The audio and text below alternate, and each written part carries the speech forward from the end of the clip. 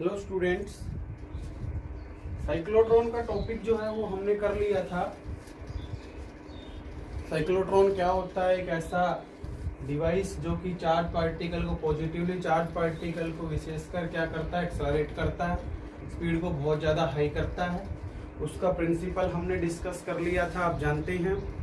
और उसकी कंस्ट्रक्शन, ठीक है, मीन्स डिस्क्रिप्शन और उसकी वर्किंग, और फॉर्मूला लिख लिए थे टाइम पीरियड का, फ्रीक्वेंसी का, साइक्लोट्रॉन फ्रीक्वेंसी का, और रेजोनेटिंग फ्रीक्वेंसी बता दीजिए जब फ्रीक्वेंसी मैच कर जाती है तब, और मैक्सिमम काइनेटिक एनर्जी का। ठीक है, तो यहाँ से अब हमें कुछ एक न्यूमेरिकल्स उसके ऊपर कर रहे हैं। पहला क्वेश्चन मैंने लिख दिया है, ये है ए साइक्लोट्रॉन्स ऑसिलेटर फ्रीक्वेंसी इज 10 मेगाहर्ट्ज। ठीक है, साइक्लोट्रॉन की जो फ्रीक्वेंसी दे रखी है 10 मेगाहर्ट्ज, तो लिखते जाना, फ्रीक्वेंसी दे दी 10 मेगाहर्ट्ज। फ्रीक्वेंसी को न्यू से लिखते हैं या एफ से लिख लो, आपकी मर्जी है। मेगाहर्ट्ज को आपको जानते हैं कि जब भी कोई न्यूमेरिकल हम करते हैं तो सारे के सारे एसआई सिस्टम के अंदर कन्वर्ट कर लेते हैं। तो एसआई सिस्टम में कन्वर्ट कर लो। 10 × 10 की पावर क्या जानते हो, 6 हर्ट्ज, तो कितनी हो गई, 10 की पावर 7 हर्ट्ज हो गई। दूसरी चीज आगे बढ़ेंगे, what should be the operating magnetic field. Magnetic field निकालना है, लिख लो कि मैग्नेटिक फील्ड हमें निकालना है। फॉर एक्सेलरेटिंग प्रोटॉन्स, किसके लिए निकालना है, प्रोटॉन के लिए निकालना है। प्रोटॉन को किससे लिखते हो, 1h1 को लिखते हो। जैसे प्रोटॉन लिखा, इसके ऊपर चार्ज पता लग गया। चार्ज की वैल्यू कितनी होती है, 1e या 1.6 × 10 की power -19 coulomb. Mass of proton भी आप जानते हैं, मास ऑफ प्रोटॉन होता है 1.67 × 10 की पावर -27 किलोग्राम। ठीक है, जैसे प्रोटॉन दिया तो प्रोटॉन के ऊपर ये दो चीजें हमें पता है, ये जानते हैं। अब निकालना क्या है, मैग्नेटिक फील्ड निकालना है एक तो, और एक रेडियस दे रखा है 60 सेंटीमीटर डीज का। जैसे बताया था ना हमने, 2 होलो डीज इस तरह से रखी हुई है, तो रेडियस दे रखा है 60 सेंटीमीटर, उसको भी लिख लेते हैं। r = 60 सेंटीमीटर, या क्या लिख लो, 0.6 मीटर, सॉरी 0.6 मीटर। ठीक है, ये लिख लिया। अब मैग्नेटिक फील्ड निकालनी है और काइनेटिक एनर्जी निकालनी है। काइनेटिक एनर्जी आपको निकालनी है किसके अंदर, मिलियन इलेक्ट्रॉन वोल्ट में। ये भी दिया हुआ होगा क्वेश्चन में, नहीं दिया हुआ होगा तो भी पता होना चाहिए। 1 इलेक्ट्रॉन वोल्ट होता है 1.6 × 10 की पावर -19 जूल। ये फर्स्ट मिनट के अंदर हमने इलेक्ट्रोस्टैटिक्स में डिस्कस किया था, जब पोटेंशियल पढ़ा था कि जो इलेक्ट्रॉन वोल्ट है वो किसकी यूनिट है, एनर्जी की यूनिट है। जैसे बता देता हूं इसके बारे में कि W बराबर मीन्स V बराबर होता है W/Q। तो W बराबर क्या आ गया, Q × V हो गया। Q यहाँ पे क्या है, कूलाम है, V वोल्ट है, तो ये क्या हो जाएगा, जूल। अब इलेक्ट्रॉन वोल्ट में चाहिए तो एक इलेक्ट्रॉन में कितना कूलाम चार्ज, 1.6 × 10 की power -19 coulomb, volt as it is. अब ये क्या बन गया, जूल बन गया, नहीं बन गया, तो 1.6 × 10 की पावर -19 जूल हो गया। बट मुझे मिलियन में चाहिए, तो मिलियन में 10 की पावर 6 और इसमें क्या अंदर क्या कर दो, ऐड कर दो। मिलियन इलेक्ट्रॉन वोल्ट क्या हो गया, 1.6 × 10 की पावर -19 × 10 की पावर 6, तो क्या हो गया, 10 की पावर -13 बच गई, तो 1.6 × 10 की पावर -13 जूल। तो ये आ गया मेरा मिलियन इलेक्ट्रॉन वोल्ट में आया 1.6 × 10 की पावर -13 जूल। ठीक है, +6 ऐड कर दिया, तो +6 ऐड कर दिया तो -19 + 6। तो ये चीजें इलेक्ट्रॉन वोल्ट से रिलेटेड वो हमने डिस्कस करी हैं, ये पहले भी आप लोग जानते हैं। अब हम क्योंकि क्वेश्चन करने से पहले इन चीजों का जानना जरूरी है, नहीं तो मिलियन इलेक्ट्रॉन वोल्ट में आपको ऑप्शन मिलेगा तो हम यदि कन्वर्ट नहीं कर पाएंगे तो हमारा आंसर ही नहीं आएगा। तो इसलिए इन चीजों को जानना हमारे लिए बेहद जरूरी है कि एसआई सिस्टम के अंदर हम किस तरह से इनको कन्वर्ट कर पाए। अब फ्रीक्वेंसी दे रखी है, मैग्नेटिक फील्ड निकालना बेहद आसान सी चीज है। फ्रीक्वेंसी का आप क्या यूज करोगे, फॉर्मूला यूज करेंगे। ये मैंने डिस्कस करके वहां पे लिख दिया, इसको मैं हटा देता हूं। अब यहां से फ्रीक्वेंसी का फॉर्मूला आप जानते हैं, जैसे टाइम पीरियड जानते हो, तो T बराबर क्या होता है, 2πm/QB।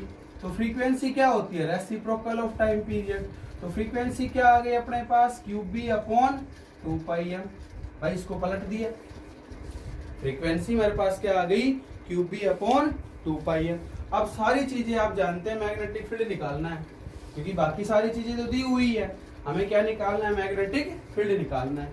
इसको मैं हटा देता हूं, अब ये लो, अब यहां से सीधा मैग्नेटिक फील्ड लिख देता हूं, इस फार्मूले से मैग्नेटिक फील्ड लिख देता हूं। तो क्या आ गया, B बराबर 2 पाई एम को इधर ले आओ, न्यू से मल्टीप्लाई हो जाएगा और ये क्यूब इसके नीचे चला जाएगा।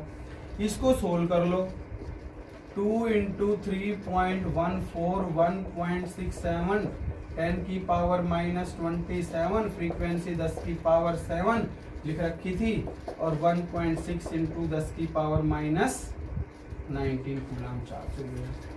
ठीक है, अप्रोक्सीमेट में 16 16 दूनी 32, लगभग 2 पे कट गया। ठीक है, इसको मल्टीप्लाई करूंगा तो 2 दूनी 4, तो 7 चौक 28,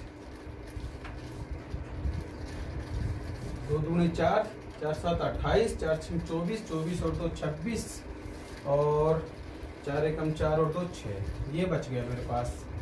ठीक है, तो ये आ गया 2 के बाद डेसिमल, 6.68 इंटू 10 की पावर कितना आ गया, 19, 19 और 7 26, 19, 19 प्लस कितना हो गया 726, तो ये -1 बच गया ऊपर। ठीक है, तो -1 बचा, तो मेरा आंसर ये आया 0.668, 0.668। एक बार कैलकुलेशन देख लेना, ठीक है, कहीं पे कोई गलती हो तो ठीक कर लेना।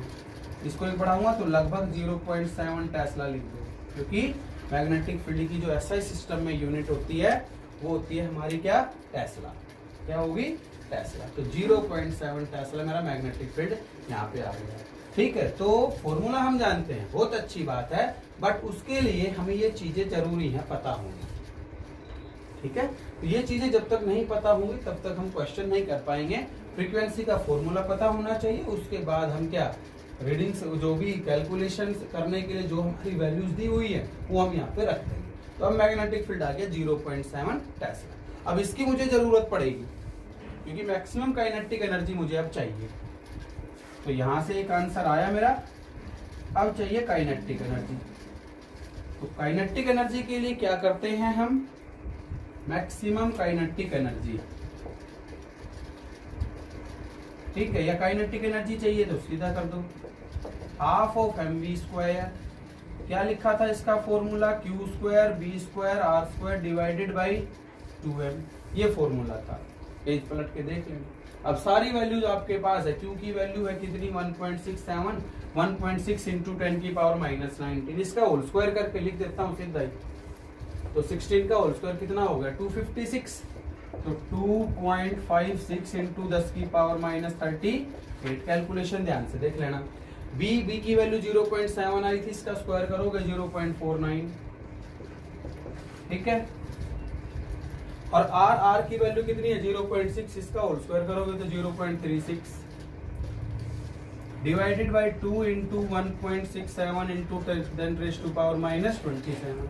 ये तो जूल में आएगा, किस में आएगा, जूल में।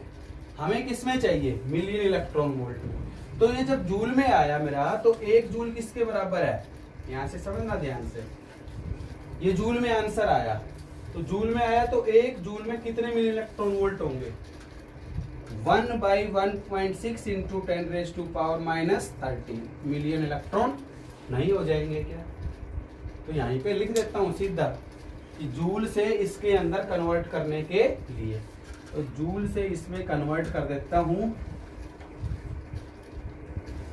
यहाँ पे ये जूल में आया, मिलियन इलेक्ट्रॉन वोल्ट में आंसर चाहिए, तो इंटू 1/1.6 इंटू 10⁻⁻13, ये मिलियन इलेक्ट्रॉन वोल्ट में आ गया आंसर। ठीक है, कैलकुलेशन कर लो, बेहद सिंपल सी बात है। ठीक है, अप्रोक्सीमेशन में आंसर निकाल लेना। जैसे 1.6 से ये कटेगा, 1.6 पे कटेगा क्योंकि स्क्वायर लिया था। ठीक है, 1.6 से लगभग ये भी 1.6 पे कट गया। ठीक है, 2 से ये यहाँ पे कट गया, 0.18 आ गया। इसको 0.49 को लगभग क्या मान लो 0.5, हमारे लिए आसानी रह जाएगी। ठीक है, अब आ गया आंसर 18 गुणा 5, 18 पंजू 90, इतने के बाद 1 2 और 3। ठीक है, ये आया आंसर। और इनटू 10 की पावर कितनी हो जाएगी, -38, और यहाँ पे 27 और 13 कितना हो गया 40, 27 और 13 40 ऊपर आएगा, प्लस का हो जाएगा 10 की पावर 2, तो अप्रोक्सीमेट 9 मिलियन इलेक्ट्रॉन वोल्ट आ गया। लगभग आंसर है, हो सकता है जैसे 8 पॉइंट समथिंग आए, क्योंकि मैंने अप्रोक्सीमेशन के अंदर यहाँ पे ले लिया। ठीक है, तो इस तरह से हमें ये क्वेश्चंस करने हैं। इसके और भी क्वेश्चन हैं इसके साइक्लोट्रॉन के ऊपर। एक क्वेश्चन जो बोर्ड एग्जाम के लिए बेहद इंपॉर्टेंट है, ठीक है, बहुत बार आता है। जैसे cyclotron board exam, CBSE board exam के लिए क्या है 5 नंबर का क्वेश्चन आता है, तो 5 नंबर में सीधा तो आएगा नहीं, 2 या 3 पार्ट में पूछा जाएगा, और 2 या 3 पार्ट के अंदर कई बार न्यूमेरिकल भी दे देता है 2 नंबर का या 2.5 नंबर का, जैसे भी। ठीक है, तो जो चीजें पूछी जाए, और कंपटीशन के अंदर भी इसमें ऑप्शन दे दिए जाएंगे कि भाई ये इसके आपके पास ऑप्शन है, तो वो ऑप्शन के हिसाब से करेंगे। नेक्स्ट क्वेश्चन हम डिस्कस करते हैं। अब सेकंड क्वेश्चन हम डिस्कस करते हैं। A deuteron of kinetic energy 50 kilo electron volt is describe a circular orbit of radius 0.5 meter in a plane perpendicular to the magnetic field। क्योंकि perpendicular magnetic field में obvious है किस में जाएगा, वो सर्कुलर पाथ के अंदर जाएगा। काइनेटिक एनर्जी ऑफ किसकी निकालनी है, प्रोटॉन की। पहले क्या दे रखा है, neutron. Describe a circular orbit of radius, radius देखो सेम है 0.5 मीटर, यहाँ भी 0.5 metre, in the same plane, उसी प्लेन के अंदर और उसी मैग्नेटिक फील्ड के अंदर। ठीक है भाई, तो काइनेटिक एनर्जी अब कितनी होगी किसकी, प्रोटॉन की। ऑप्शन दे रखे हैं 25, 50, 200 और 100 kilo electron volt. Answer kilo electron volt में है, तो हमें बदलने की जरूरत नहीं। काइनेटिक एनर्जी का फॉर्मूला क्या जानते हो, साइक्लोट्रॉन के अंदर पढ़ रखा है, Q² B² R² divided by 2m। ठीक है, नहीं पता हो तो एक बार ½ mv² v की वैल्यू पुट करके कर लो। जैसे मान लो ये फॉर्मूला ध्यान नहीं है हमें, भूल जाते हैं, तो काइनेटिक एनर्जी का ये तो जानते हो सभी, क्या ½ mv², और रेडियस का फॉर्मूला जानते हो, r बराबर क्या है mv/qb, तो वेलोसिटी यहाँ से क्या आएगी qbr डिवाइडेड बाई m, ये वैल्यू इसके अंदर पुट कर लो, हमारा आंसर ये आएगा।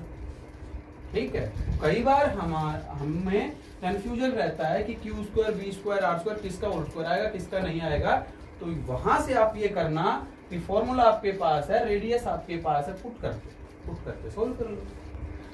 तो काइनेटिक एनर्जी E1 मान लेता हूं फॉर ड्यूट्रॉन,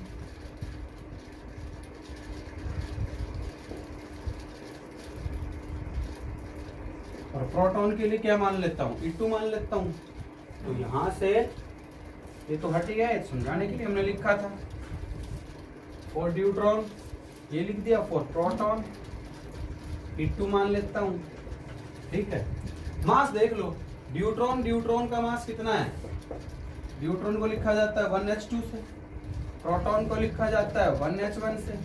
तो इसका मास यदि m है तो इसका मास कितना है, देखो 2m है, तो यहाँ पे रख दूंगा, तो Q² B² R² बटे में 2 इंटू m की जगह क्या लिखोगे 2m, इसमें m की जगह m ही आएगा, क्या आएगा Q² B² R² बटे में क्या है 2m, m की जगह m, यहाँ पे मास कितना डबल है, ये 2 है यहाँ पे, तो 2m हो गया, वहां पे 1 है तो क्या हो गया 1m हो गया।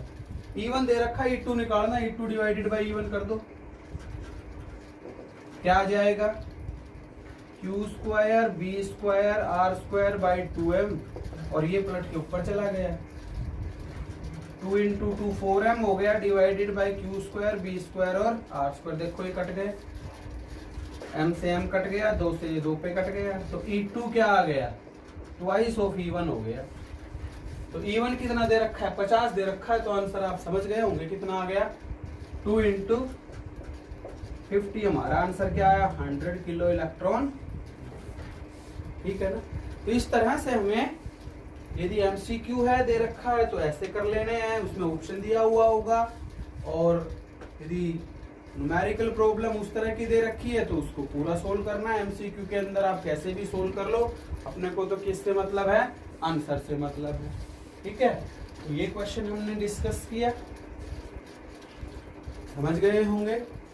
प्रैक्टिस जब तक आप खुद नहीं करेंगे क्वेश्चंस आपसे होंगे नहीं, ये ध्यान रखना।